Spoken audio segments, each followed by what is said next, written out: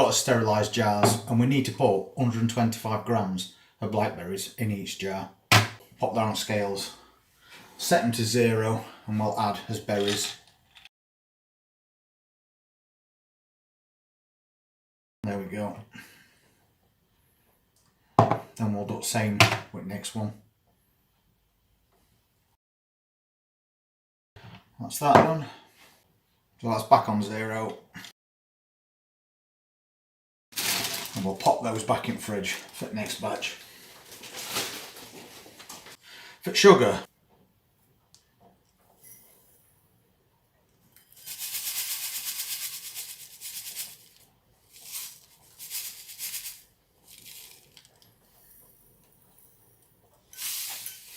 and that's all as measuring done.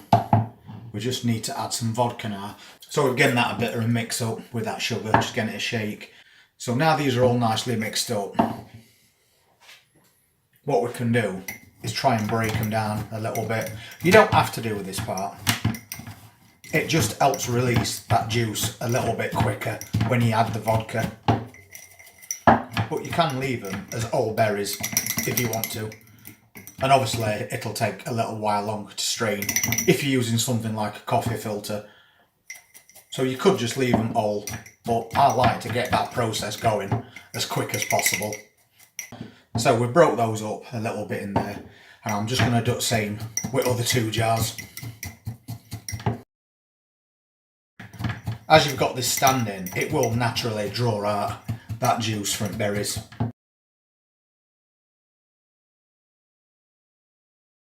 So now that part's done, we just need is vodka, and I just get the cheapest vodka from the supermarket, and we're going to top those jars up. That's not left much after a bottle. Let's top them up. That saves me a little drink per litre. Then all we need to do is make sure we put those lids on nice and tight. Give those a bit of a shake.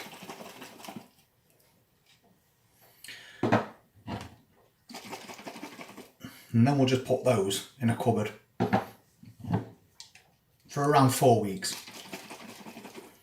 But what you want to be doing is giving those a shake every day for a week. And just as an example, if you save this for 4 to 6 weeks, it'll be ready to drink. You can leave it for longer if you want. It'll only taste better. Then you're going to end up with really nice blackberry vodka.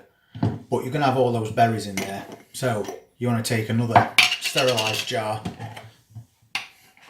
and some kind of a filter. And you can filter that into another jar.